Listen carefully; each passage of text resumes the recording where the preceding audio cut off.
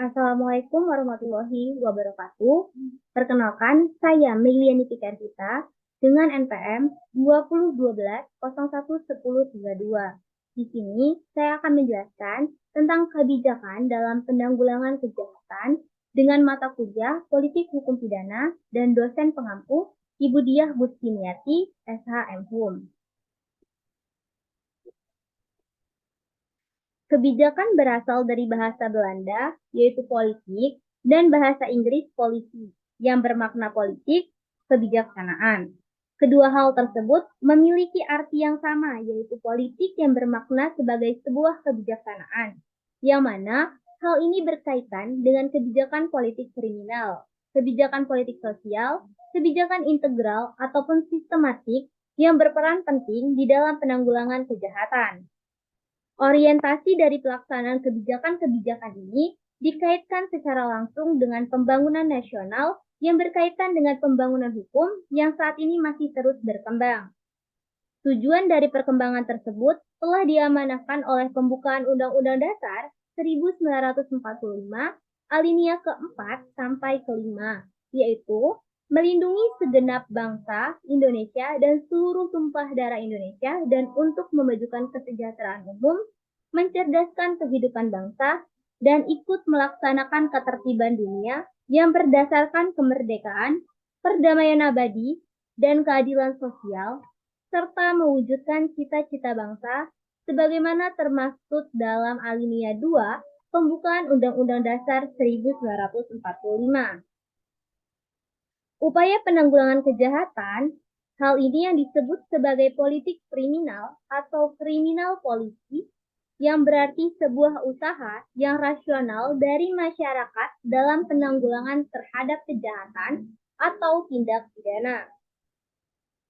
Adapun mengenai kebijakan kriminal itu sendiri, menurut ahli Sudarto memiliki 3 pendapat ahli yang menjelaskan mengenai kebijakan kriminal, yaitu yang pertama, dalam arti sempit, yaitu keseluruhan asas dan metode yang menjadi dasar dari reaksi terhadap pelanggaran hukum yang berupa pidana. Yang kedua, dalam arti luas, ialah keseluruhan fungsi dari aparatur penegak hukum, termasuk di dalamnya cara bekerja dari pengadilan dan polisi. Yang ketiga, dalam arti yang paling luas yang direferensikan terhadap pendapat George Jackson adalah keseluruhan kebijakan yang dilakukan melalui perundang-undangan dan badan-badan resmi yang bertujuan untuk menegakkan norma-norma sentral dari masyarakat. Upaya penanggulangan kejahatan secara garis besar melalui 2 cara, yaitu melalui jalur penal atau hukum pidana dan melalui jalur non-penal di luar hukum pidana. Upaya penanggulangan kejahatan melalui jalur penal dan non-penal dapat dibedakan secara garis besar, yaitu jika penanggulangan kejahatan melalui jalur penal lebih menitikberatkan pada sifat represif seperti penindasan, pemberantasan, atau penumpasan sesudah kejahatan terjadi, sedangkan jalur non-penal lebih menitikberatkan pada sifat preventif, seperti pencegahan, penangkalan, atau pengendalian sebelum kejahatan terjadi, dan secara tidak langsung dilakukan tanpa menggunakan sarana hukum pidana. Dalam menanggulangi kejahatan, diperlukan suatu keseimbangan dalam bekerjanya penanggulangan kejahatan. Keseimbangan tersebut, selain adanya keterpaduan antara politik kriminal dan politik sosial, juga adanya keterpaduan atau integralisasi antara upaya penanggulangan kejahatan dengan penal dan non-penal.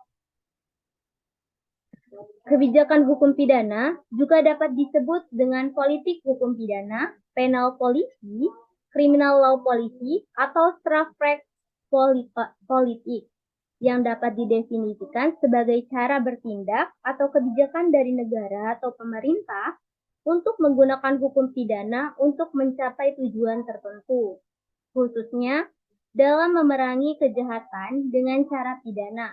Artinya, hukum pidana digunakan sebagai instrumen kontrol sosial berupa pemidanaan untuk menanggulangi kejahatan.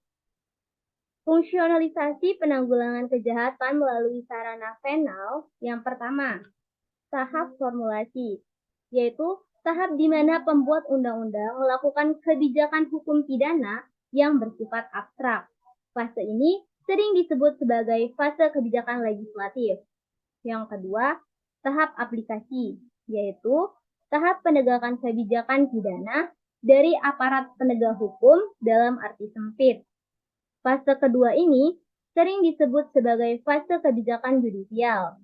Yang ketiga, tahap eksekusi, yaitu tahap di mana aparat penegak putusan pidana secara khusus melaksanakan kebijakan pidana. Fase ini sering disebut sebagai fase tata kelola atau kebijakan administratif. Upaya penal. Salah satu upaya penal adalah penegakan hukum atau segala tindakan yang dilakukan oleh aparat hukum yang lebih memfokuskan pada pemberantasan setelah terjadinya kejahatan atau bersifat represif yang dilakukan dengan hukum pidana, yaitu sanksi pidana yang merupakan ancaman bagi pelakunya. Dalam penegakannya pun, hukum memiliki beberapa faktor-faktor yang mempengaruhinya secara langsung, yaitu A. Faktor hukumnya sendiri. Dalam hal ini, dibatasi pada undang-undang saja. Yang B.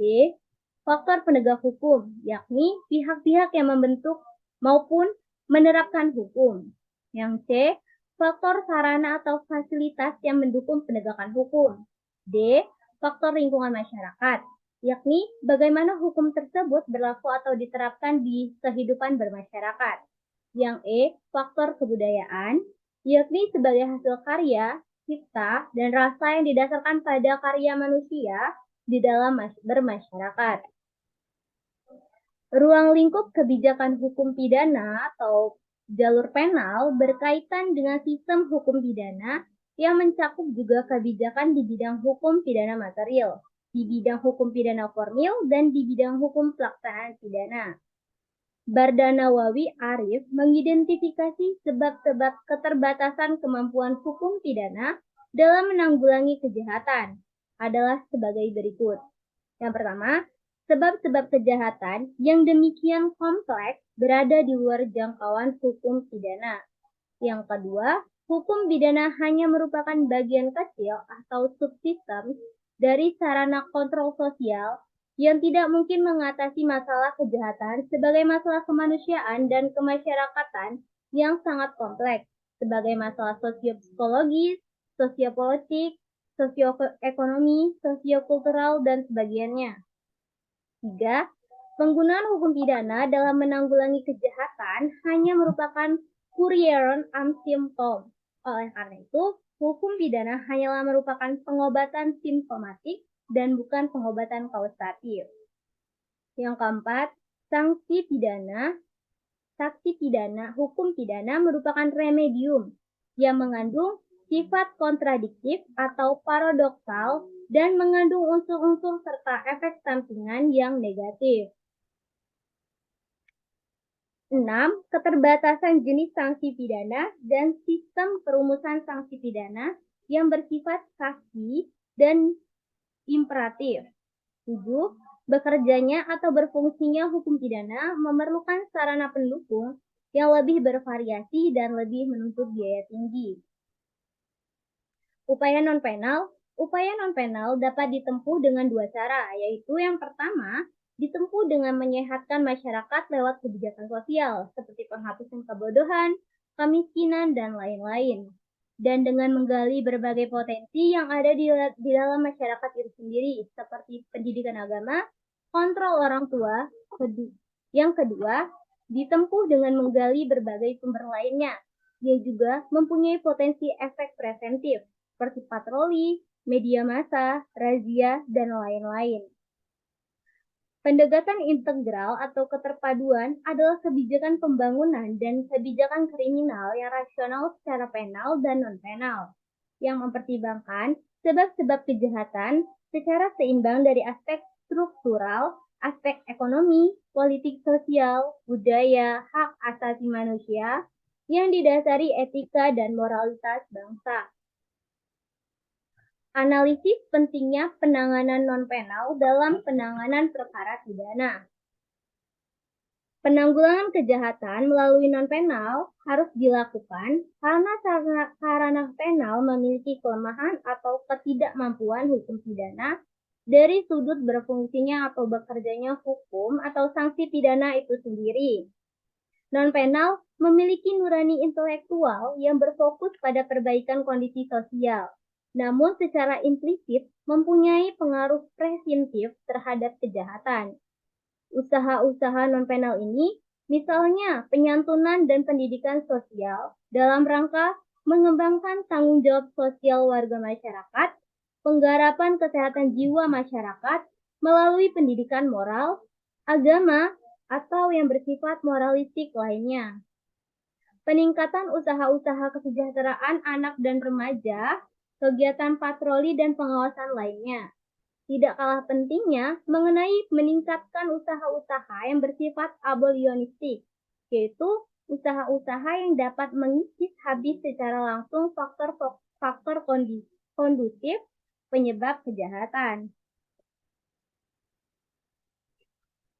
Penanggulangan kejahatan melalui jalur non-penal lebih bersifat tindakan pencegahan sebelum kejahatan terjadi, sehingga sasaran-sasaran utamanya adalah menangani faktor-faktor kondusif, penyebab terjadinya kejahatan. Menurut Barda Nawawi Arif, beberapa masalah dan kondisi sosial yang dapat merupakan faktor kondusif penyebab timbulnya kejahatan, jelas merupakan masalah yang tidak dapat diatasi semata-mata dengan jalur penal. Disinilah keterbatasan jalur penal dan oleh karena itu, harus ditunjang oleh jalur non-penal.